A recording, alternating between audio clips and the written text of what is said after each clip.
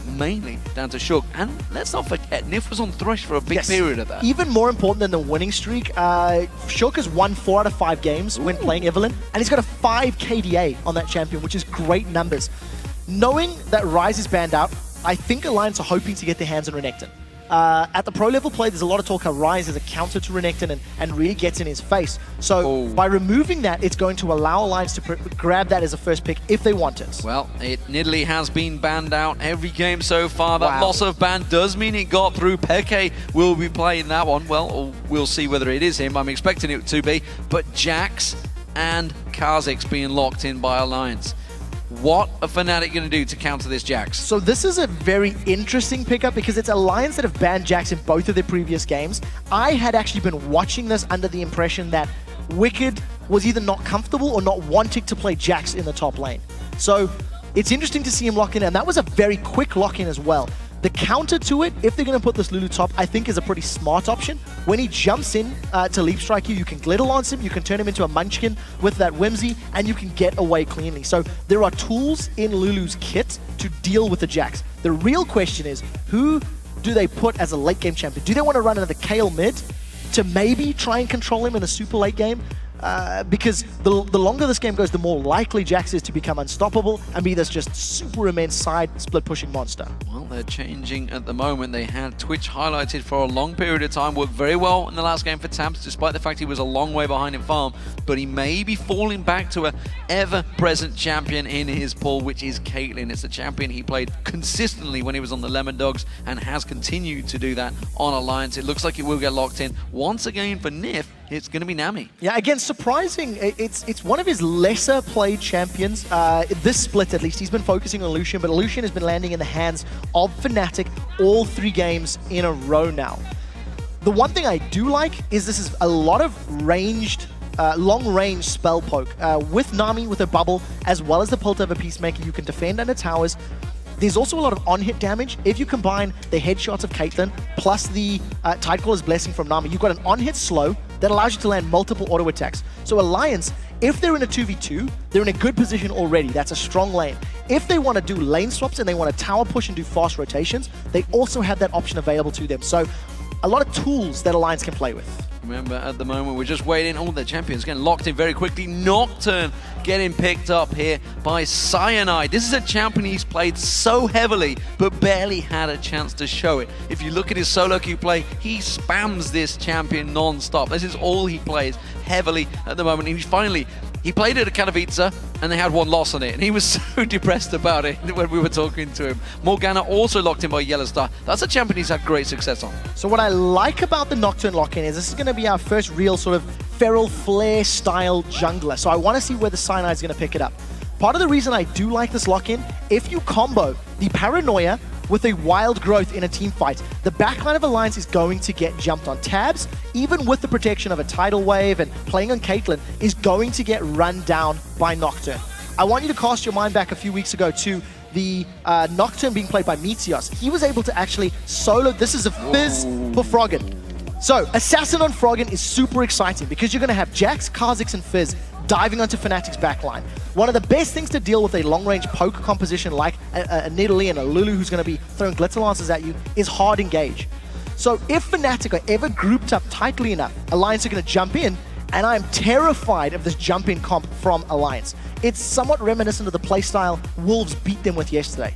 On the same token, if Alliance fall behind, there is so much poke and long-range damage from Fnatic, they can prevent Alliance from ever jumping in because they can just pound them down from early on. So the early stage of this game is going to be so crucial for both teams. Remember, guys, if you are watching, remember to tweet us who you think will win. Remember to tweet at LOL Esports. That's important. That has to be in there. And then use the hashtag AllWin or hashtag FNCWin. That's what we want to know. Do you think it's going to be Fnatic or do you think it's going to be Alliance? Quite simple. You've put your money in the bag, and what do you think? You know what? I think the momentum is with Alliance. I think Alliance have got a comp that, if they engage correctly, will shut down everything that Fnatic can do. But the risk is they cannot fall behind early. If Fnatic manage to pick up some early towers and rotate around and make Alliance begin defending. They are relying entirely on CAITLYN to defend a siege. There is no other safe wave clear really from the rest of the team. So when you're sitting on the back foot and you've got Dark Bindings and Nidalee Spears and Duskbringers and Glitter Lancers, there is too much to dodge. You will get hit by something and you will give up another tower. So that is the key. The opening 7 to 12 minutes. If Alliance are not super far behind, I think they've got the comp that can win this. Well, here we go, ladies and gentlemen. We are getting into the game. It is game 3 of the semi-finals. Fnatic versus Alliance. All square, 1-1. Winner takes all. Moves in towards that championship match. Loser, well, they're in a third, fourth matchup that nobody wants to play in. It is Fnatic as the blue team and Alliance as the red team. And, well, Alliance has started off so well in the opening games. Can they do it again? Because if they fall behind this Pocom, it is danger times for Alliance. So game 1, Alliance were the ones that had some form of aggressive invade at level 1. It didn't give them anything because Fnatic stole buffs. Game 2, it was Fnatic that went for a delayed invade, and they were jumping into Alliance's face. So the votes are in, and you guys are a little bit unsure right now. You had a big vote for Fnatic, but it's only 57% of you thinking Fnatic can take this one. That's a bit of a difference to the 73% of you at the start. Yeah, the LoL Esports vote has been balanced out at this point in time. And again, if you just look at the way the series has gone, I think that is much more fair. We are in the deciding game, of course, so it is very smart. And I think Alliance will be quite happy to look for this lane swap. It does look like they want their AD carry in the top lane, and it does also look like they're going for a little bit of an invade. So they're replicating what Fnatic did in the previous game. Yeah, they are delaying on that blue invade. We'll see whether Fnatic do counter this one. They haven't got a ward in the river area, but it won't spot them if they sneak around there. And that is interesting stuff. YellOwStaR is up here, though.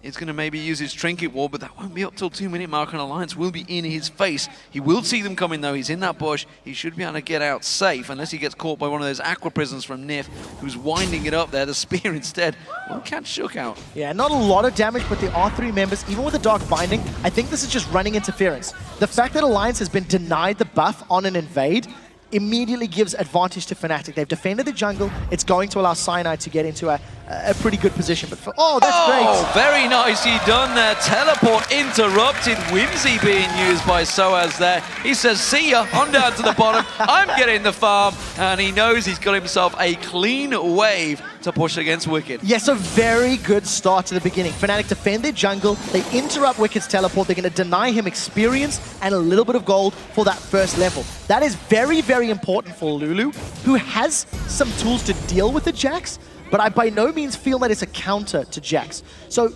there is always going to be some pressure and some onus on Fnatic to control Wickd, because the moment Wickd does hit that Blade of the Ruined King Trinity Force level of power, I think there's nobody in Fnatic's squad that can deal with him 1v1. And that's going to allow Alliance to do what Fnatic tried to do in the previous game. Put pressure elsewhere on the map, try to get more towers, and try to get more objectives. Leap Strike being used by Wickd there, but missing that CS. He's still only got 1 to 13 of sOAZ. We're also seeing we're not going to have the lane push craziness that we've seen in the last 2 games. The last bunch of games, honestly, in this playoff period, where Fnatic are defending this time in that 2v2 in this top lane. Yeah, and I think whoever gets the first tower will be able to rotate and get more map control. Fnatic want this sooner than Alliance do. I think the longer this game goes, the more I like the engaged power of the Kha'Zix, Fizz, and Jax, because they will get to somebody. But you can't discount the fact that if Alliance ever engage inappropriately or at the wrong time, the Nocturne plus Lulu combo should be able to zone out and deal with members of Alliance. So we'll need to see who picks the better fights and who executes those fights more effectively. So at the moment, Cyanide double buffed up, as is Shook. Both coming towards the rates, actually. Shook simply always going to try and come FNC unaware of this one, actually very deep in there. Froggen goes in, tries to catch on towards him. The lead comes in. Only Void Spikes didn't manage to get his claws out this time. Couldn't taste the fear. Flash burned. So this time around, Fnatic, they've got that heal on xPeke, so he's got his own built-in heal thanks to playing Nidalee, as well as Summon a Spell. Double exhausts from Rekkles and YellOwStaR, and I'm just looking down the rest of the list. There is actually an Ignite on the side of Froggen. So Only Ignite that we've got in the game right now. A lot of exhausts on the side of Fnatic. We've seen how effective those exhausts are against assassins in the previous game. I keep talking about late game because I feel like both of these teams are going to go late. Froggen is just looking for some poke, but until he can 100-0 Peke, Peke's just going to heal himself back up, so it's a bit of a half-hearted attempt. It burns his mana down and it keeps on towards him. There's the Ignite being used this time around. Look at that. Froggen, Cyanide, forced to come in and counter him. And Peke, he's got next to no mana now. He's going to try and desperately get some of this farm. Yeah, Peke, no flash. He does still have Summoner Heal available, and he hasn't backed yet. So well played by Froggen. Dealt more damage than even I was anticipating. And Peke just under a little bit of trouble. He can't run the risk of getting 100-0. The moment Fizz is able to do that, he's going to be able to just side push and go to the side lanes and really put a lot of pressure elsewhere on the map.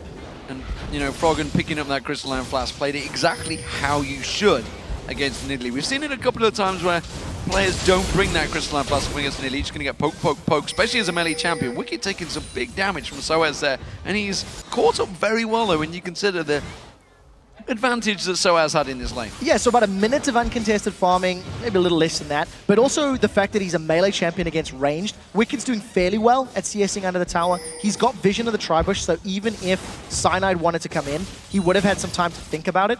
You never really want to tower dive a Jax unless you can instantly blow him up. Because of the Counter-Strike blocking auto attacks and the fact that it will stun you when you're in range, it just makes it so risky to execute that play. I think it was a smart call for Cyanide to back away. Was spotted out early. Shook was heading down there again, looking to maybe try and pounce onto Peke in that mid lane. He's already forced him to burn that flash. Chum the Waters is available. Not hit level 6 yet. So he's going to get Chum the Waters, catch on towards him. Froggen goes in. Shook pounces in there. The tower damage is on Shook, but it's easy blood for Shook there, taking him down. No problem about that. Very well executed by both Froggen and Shook. They landed everything that they needed to. The moment Froggen hit level 6, he instantly took advantage of it. What's even more impressive is that Shook had roamed around the moment that it happened. That gank had been set up a little bit beforehand. Froggen or Shook would have communicated, talking about the levels, talking about Chum the Waters being available, and they synced that up exquisitely. It appears to have been going on so long, I'm starting to miss words out here in my pronunciation. Tabzz caught out with a very good Dark Binding there. Rekkles doesn't manage to try and counter on it. We'll keep that farm going, and this top lane pairing is staying very even. Bottom lane pairing, well, Wickd is backing away. He's going to have to buy here. He's managed to push a wave up, but sOAZ is going to keep that advantage in his top lane. He's going to be around about 20 CS ahead of Wickd by the time he's done here. And he's freezing the lane. At Dark Binding's land, they've caught Tabzz. And caught him out. They're going to use the exhaust with the Aqua Prison, turns it back around on towards Rekkles. Damage still continuing to come down on Tabzz, but he's safe for now. I was just about to say, oh, now Peke has been jumped on. In that top lane, as long as Tabzz and Nyph don't get caught by a Dark Binding, I think they outrange both Rekkles and YellOwStaR, and thanks to the damage amplification that you get from Nami, I think that Tabzz has the ability to keep Rekkles and YellOwStaR poked down. There is a higher burst on Rekkles and YellOwStar's side though, so the moment anyone gets caught out, Lucian and Morgana is just going to melt a big chunk of your HP thanks to the burstier damage of Rekkles' Lucian. So at the moment, it's Fnatic that are pushing this top wave in. Mid lane advantage, Froggen, no doubt about that one. Bot lane, well, top lane pairing, whatever you'd like to call them, the two soloers, is very much in favor of sOAZ up against Wickd. He's almost 30 CS advantage ahead of him now. Wickd has yet to go back and pick up his main item. He's just hanging on in there right now, having to use that Counter-Strike, and there's still some serious damage coming out from sOAZ. Every single time we see this lane, you'll see that sOAZ is using his full complement of abilities to keep Jax shut down.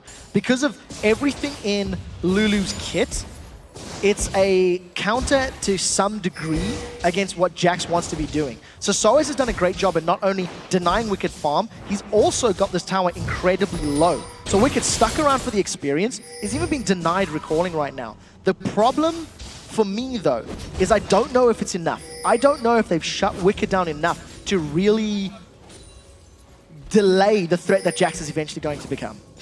YellOwStaR coming around. Shook was the danger in the mid lane. Peke aware of his situation there. With this blue buff, he's going to be a much safer farming. He's already got the chalice on him as well, so that mana is not such a problem now. He can keep himself topped off with that heal, but you can see he's having to take the wraiths away from Cyanide, who himself is like, no, I'm building my Feral Flare, get off the big one. Yeah, I want to touch on it. 9 minutes in, he's got his Rekkles Lantern. He's already built up 15 stacks towards that Feral Flare. It does count from the moment you pick up that Hunter's Machete. So Cyanide's on pretty good track. I think the shortest amount of time I've seen for a Feral Flare is around 12 minutes, 12 to 14 minutes in that bracket. So for the time being, we do see Cyanide in a pretty good position. I want to know how he itemizes and how he builds. When Meteos gets ahead on Nocturne, he builds full damage. He goes Ghostblade, he goes quite aggressive. And we'll see if it works out. Shook trying to move in lane now to jump on sOAZ, but Whimsy's just too powerful and sOAZ is a mile and a half away. He may have to be careful here. If he goes aggressive once again, Wickd will have that leap strike back off cooldown in his second, and sOAZ is playing this one very cautiously, realizing that Wickd, he's being aggressive, so he knows, yep, ward goes down, Shook gets spotted. Yeah, not going to work out. A little too hesitant, but I think sOAZ was playing that quite safe. You never really felt like he was about to get jumped on. Was sat deep enough down the lane. With Cyanide sitting out of vision range, the strength of Paranoia will give them some chance to jump in, but I don't know if it's enough damage. I don't know if it's... They caught Tabzz again. Dark Binding once again with the exhaust. Nyph tries to counter this one. He's going to get caught out, stunned up here. Tabzz in all sorts of trouble. Rekkles goes on towards him. Tabzz will go down. Now can they get on towards Nyph? Dark Binding back up off cooldown. Brilliantly done. The Cologne just wrecking from Rekkles. A double kill from Rekkles and YellOwStaR, both times secured thanks to a Dark Binding from YellOwStaR, even though Nyph landed the Aqua Prison on Rekkles at the very first binding. It was not enough time. Rekkles flashes in, bursts down Tabzz, and just very, very good play. Fnatic now on the invade. We talked about how diving a Jax is risky, but when you've got 3 members and a heal, the risk becomes a lot simpler, and the spear's landed. When the spear lands, the fear is going to get caught out. Luckily, the minion wave was there for Wickd to leap strike too, though, so gets out free. It's 2-1 currently for Fnatic, but that's the first tower going down, and it's Fnatic to take it. Now, this is what Fnatic wanted to have in their situation. They've already got some kills in the name. They've generated a 2,000 gold lead, thanks to a great CS advantage for sOAZ, and because they've kept Wickd down. Even more importantly, the 2 kills that the team has secured is sitting on their AD carry Rekkles. So we've seen how effective he was at kiting and putting the damage out in both of the games this series. If Fnatic can keep snowballing this advantage and getting more objectives like this mid-tower, their poke composition will work very well. Look for a Dark Binding. If it lands, they may even want to go in. Cyanide getting that Earth thrown out to him. It's not so much an Earth, more of a gigantic shark this time around, because it depends on the champion skin. It's an Atlantean shark. Atlantean. This is the one you wanted. You had to fight for this one, buddy. And lost. And you lost. I lost. You lost for it. it. Worst Fizz EU, I'm afraid. Yeah. So tower secured for Fnatic in the top lane. sOAZ is able to respond and defend the top tower. Alliance, 3,000 gold down. I think you somewhat expect it because of their champs need some time to scale, but they can't afford to fall further behind. Look for a Dark Binding. If it lands, Tabzz could die again. Tabzz has already used the 90 caliber net. He's going to have to flash away from this one. The Aqua Prison comes out, but there is the Dark Binding. Wild Growth being used by sOAZ. The ultimate from YellOwStaR will lock him down and pick up the kill. Tabzz goes down again. YellOwStaR fired the Dark Binding a millisecond before the bubble landed. Now Wicked's in trouble. He's going to get dived by 2 members of Fnatic. He's got nowhere to go on this one. The stun is going to come through. He will manage to stun, has to use a ward, but he's going to get exhausted down. Rekkles is looking to pick up his 3rd kill of the game. Where you going to go, Wickd? He's running, he's trying to juke, but Cyanide gets the kill. And Fnatic just extend this lead further and further. Wickd was trying to get damage on the tower, and because he was overextended, gets run down. Paranoia wasn't even needed in that situation. Nyph not landing a bubble this time around, but again, I just want to go back to that initial Dark Binding. Just worked so incredibly well for YellOwStaR. Well, we were unsure how it would work out for Wickd on this Jax. Jax is a very strong champion, and if the game goes longer, then it will become a problem. But from the word go, sOAZ has really put the pressure on towards him and kept him guessing, kept him out of the lane phase, and kept him well away from farm. You can see it's a 40 CS difference between sOAZ and Wickd right now. And well, we talked about it with this Nidalee. If you start getting the advantage, you can start putting the pressure on the towers. It is a huge, huge difference for Fnatic, and with a, 4,000 gold lead, 14 minutes into this game, it is playing very much into their hands. Yeah, and this is what Fnatic wanted and what they needed, to be frank.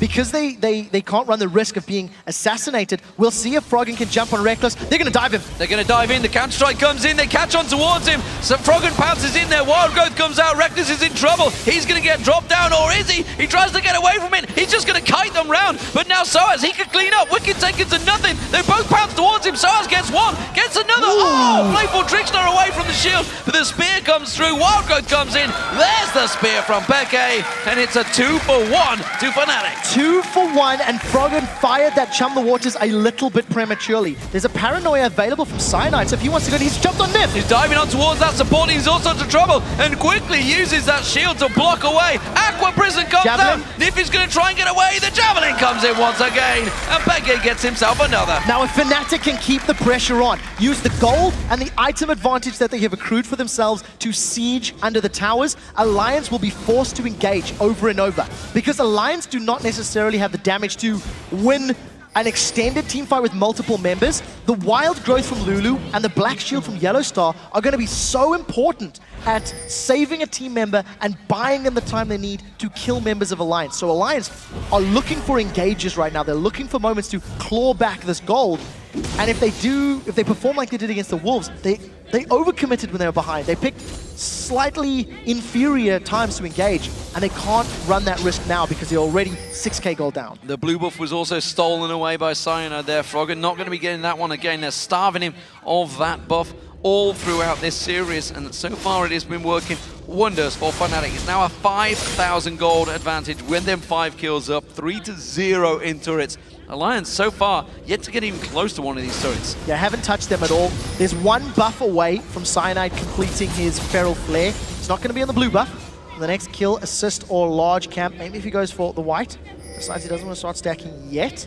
He just realized it. Now, when the Feral Flare is upgraded, it will be dealing an additional 100 damage on each auto attack to minions and monsters, and will be healing for 10. And for every large monster you kill or kill or assist you pick up, that will increase. It does deal a third of that damage to champions. The reason I talk about that, if Cyanide continues to stack this up and builds up a whole bunch of additional damage, him and Rekkles could put themselves in a situation where they can secure Baron as a 2-man, and the rest of Fnatic with Lulu and Nidalee can be running interference and holding Alliance back thanks to their great long-range poke. The damage from these spears, not the greatest right now, but there's no death gap completed, there's nothing outside of the needlessly large rod, so Peke is still building himself up. Wicked unable to counter everything sOAZ is doing to him right now, and he's on his turret, but sOAZ has got the range advantage, just continues to poke on towards him. And you talked about this in Champ Select. Tabzz is really the only thing able to try and keep this wave clear away. They have nothing but melee champions, and Fnatic are taking full advantage of this one. They're keeping those spears continuing to flow. sOAZ continuing to keep pressure on the turret. They can't do anything about it. So there is a risk, if Fnatic continue that siege and stay grouped up, that Alliance can jump in on them with the Jax, the Kha'Zix, and the Fizz. One of the added bonuses to having Cyanide playing Nocturne on your team is the moment Alliance do jump in, you throw down Paranoia, you deny their vision. Even if you only reduce a portion of that vision, it gives Fnatic the chance to deal with that all-in, jump at you comp. So I think it's a very smart pickup from Fnatic, from picks and bans.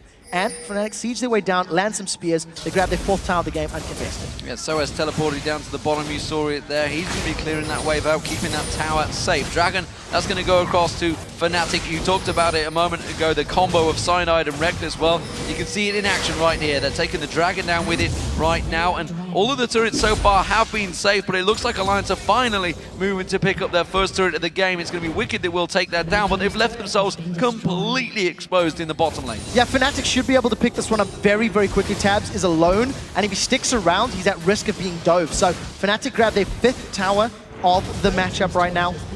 Just continuing to expand their lead. They've got monumental vision from the top half of the map to the bottom. It's just littered with Fnatic wards, and Fnatic are playing this roam, rotate, siege comp well. Somebody's going to die. Nyph or Tabzz both Dark Binding? exposed. Dark Binding will be the thing that starts it off here. In fact, no, it could be the Glitter Lance from sOAZ. Either way, 4 members of them. They're not sure. They're not sure which way to go. It's going to be a flash. They're going to dive on towards Nyph. He goes down. He gets caught out. The Dark Binding was not used. They're going to try and counter this one. Wicked jumps in, pounces on towards Rekkles, but they just simply don't have the damage anymore. Froggen is going to look to assassinate somebody. He's coming in from the side. This is going to be 4 and 4 as xPeke is not there. Shook pounces in, avoids that Dark Binding and gets caught with the Glitter Lance, and Froggen counters this one. xPeke giving the call, back away from it. Dodges out of it though, the spear does not land. Froggen yet to throw the ultimate out because the rest of Fnatic are closing the gap. Yeah, so Froggen doesn't feel that he can instantly blow xPeke out. They tried to make something happen. That was actually a super aggressive play from Fnatic. The flash Soul Shackles from YellOwStaR Morgana was the safest of engages because it's guaranteed to land. He put himself in range, he chased down, he was able to put the Black Shield on himself, which meant no CC, nothing could interrupt him staying in range of Nyph. They get the kill, but I think luckily for Alliance, maybe intelligently, they had repositioned quickly enough to defend the inhibitor turret from being sieged. So at the end of the day, giving up only 1 kill but holding on to their towers, crucially important for Alliance right now. It is a big advantage for Fnatic though. There are 7,000 gold in the lead. sOAZ in this top lane has been wrecking Wicked, but now he has to be a little bit more careful. Shook is just off at the side. Rekkles is going to face check straight in towards there, uses the ping ward wisely to make sure Shook is away, and Shook does not fancy that. This combo is deadly. There's a lot of damage from Fnatic, and with this big advantage in gold, it gives them a big item advantage as well. You can see Rekkles at the moment, a clear Phantom Dancer ahead of Tabzz. Yeah, that is really, really big lead. And when you see the rest of Fnatic grouping up in this inner turret, they are just going to keep playing the seed game. Shook cannot afford eating those javelins. He's poked down and poked out, and Fnatic, they secure another tower. This was the pitfall of Alliance's comp. If they fell behind, it was always going to be next to impossible to defend. And their only safe wave clear is in the hands of Tabzz. He was pushing the bottom tower, so he's not even here to respond. Wickd is just going to eat himself spears and after spear and Fnatic. If they stick around for another wave or two, they can probably get this inhibitor turret. Yeah, they just shredded over the half the hit points off that turret. Wicked so close to catching a full binding there. Alliance are ready to try and go for this one. Froggen laying in wait, has the ultimate and ignite. Oh, but Wicked takes that spear. He's going to have to back to the fountain. Yeah, Fnatic, they've just played this comp so well. From the moment they grabbed the first couple of kills, they've focused the towers, they've not waited. That's the most important thing. This is what Wolves didn't do yesterday. Alliance have started a fight. They're going for it. Cyanide's going to be the focus target, but that Dark Shield comes straight out. They're going to be Wicked jumps in, counter-strikes all 4 members, but he is just left alone. And Fnatic turn straight on him. Froggen has to get out of there. His Tabzz gets catches a spear. That's going to be an inhibitor going down inside 22 minutes. There is not enough damage on multiple members of Alliance to deal with super minions this early in the game. It's going to take such a long investment of time that Fnatic are going to be able to siege up the rest of the map, get more objectives like dragons, reds, blues. Tabzz, if you look at itemization, he's a Phantom Dancer down, the makings of a Last Whisper, and he's opted to go for another BF Sword. And I think it's because of wave clear. I think he's gone for the BF Sword because he needs to melt these minions as quickly as he can because he is the anti-siege champion. And the moment he takes any poke at all from Fnatic, that's it. The defense is off, and Alliance either need to all in or back away. They're trying to delay it as long as they can. Tabzz desperately pushing out that entire mid wave. He knows he's safe for now. Alliance moving around. Is this going to be a Desperation Baron? It is a Desperation Baron if they're going to stop. The reason it's so risky is xPeke can solo defend this. If he lands 2 spears on a champion, they're going to die. They've tried to set up a cheeky comp in the back there. Oh, but they're all getting caught out here. They're going to try and turn. They're going to rush on towards xPeke. They jump in there. Wicked does manage to land the stun. YellOwStaR gets dropped straight away. xPeke's going to be the next focus target. He's going to ace in the hole. It's going to land on him. And now they're in a 4v5 situation, but Fnatic, they're turning and running to the base. Yeah, there are super minions pushing towards that top lane. So Fnatic can keep Alliance in place long enough. They can let the super minions do the rest of the damage.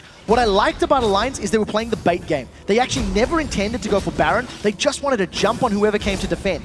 Ooh, so close. But Froggen and Nyph will back away, and I think now Tabzz is in trouble. Tabzz is dead. I don't think he's going to get out of this one. Wims is available. The speed already been used. Wild Growth does not land. The rest of the team try and counter in towards it. Tabzz just about surviving by the support of the rest of his team. But it is going to be the middle inhibitor turret going down. Spears continuing to fly. Froggen having to play for Trickster away. And it's another inhib down for Fnatic. Incredible play from Fnatic. They deal with the Baron bait. Even though they lose YellOwStaR in the engage, they're able to rotate to the mid lane, grab themselves another inhibitor, and now thanks to super minions in the top and the middle lane, they now have free reign on this Baron. And if Alliance wants to get anywhere near it, they have to get through that onslaught of long-range skill shots. They're not even going to be here quickly enough, I don't think. Maybe Shook just as it's going down, but if he eats a spear or a binding, that's it, he's finished. YellOwStaR ready and waiting to fire the binding, and he lands with the spear and the Cologne. Shook in trouble. The heal from Nyph just enough. He's going to try and pounce in, but he gets caught by the spear, and now the paranoia comes out. Wickd going to get jumped on the fear. Will send him away from the Fnatic team. Aqua Prison just enough to keep him at bay. Wickd going to get caught out with a slow. Fnatic closing him down. Leap strikes to Froggen. He's trying to run away from this one. There's the ultimate coming out from Froggen.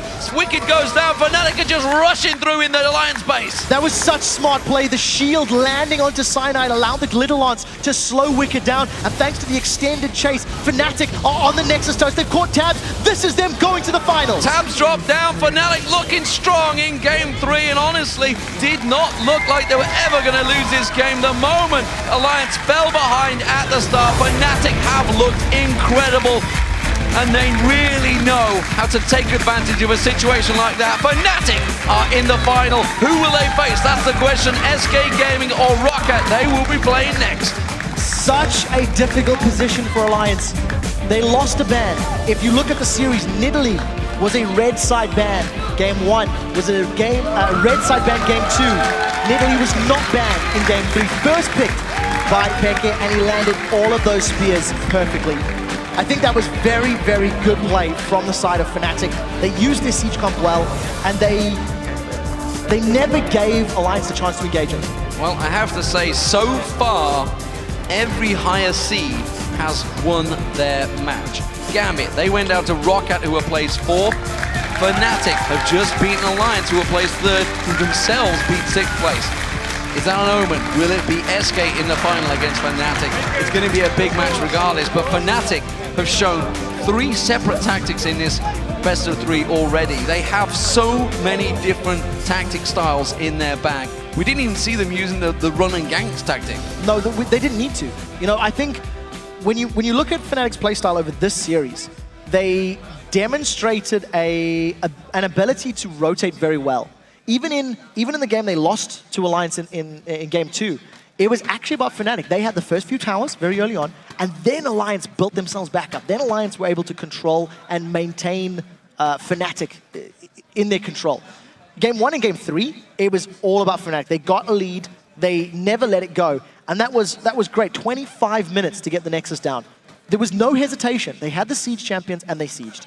You're not seeing things there, by the way. That was Aranea. He's kind of become the manager, boot boy, team comp guy for Fnatic. He's always been with Fnatic. He's always been the Fnatic cheerleader. He's big buddies with xPeke, but I actually saw him backstage when the tactic talks were going on, and he was giving input. I think why not? If you have friends and allies who can talk to you in a semi-final, when you're qualifying for another final. 3 finals out of 3 in the European LCS, and Fnatic is represented. They won Spring last year. They won Summer last year. They're looking to do it again. And I know they surprised me this series. I did not expect that level of play from them, considering what we'd seen week 11 of the LCS, considering what we've seen building up to the end of the LCS. I did not anticipate that, and it was very, very well played. And I want to highlight the fact that if Fnatic were to get that to All-Stars, we would have all 3 world champions at All-Stars. We would have Fnatic, if they win, of course. It's a big if. Tomorrow, they were the Season 1 World Champions. The Taipei Assassins are already there. They were the Season 2 World Champions. And SK Telecom T1K are there. They were the Season 3 World Champions. It could be an epic All-Stars if they make it. It's going to be an epic nevertheless, but to have all 3 World Champions would be fantastic. That is another whole very poetic storyline when you look at the grand scheme of things, the All-Star Invitational, all of the regions having their teams working towards it. We'll know who Europe's representative is tomorrow, and we'll know who North America's representative is on the weekend. We got a lot of games to go before we get there, though, ladies and gentlemen. So, Alliance are going to go through to the third, fourth place match, but they did look good. They looked better. Yes. That's what I'm going to say. I would say I was left wanting yesterday when they played against the Wolves. Wolves in game 1 looked phenomenal. But then Wolves mid to late game decision making. Wolves were unable to just turn it on and win the game like Fnatic did in this third game. When Fnatic got a lead, they just snowballed it and grabbed so much more. Fnatic really, really impressed me this series. They came out, they had new champion picks, they had a newfound rotation and objective play. And they deserve to be in the final because they did outplay Alliance. Well, it was a fantastic matchup, ladies and gentlemen. There's still 2 best-of-3s to go, so there's a lot of League of Legends action to continue. But for now, let's check in with Fnatic, sOAZ, and xPeke, who are standing by with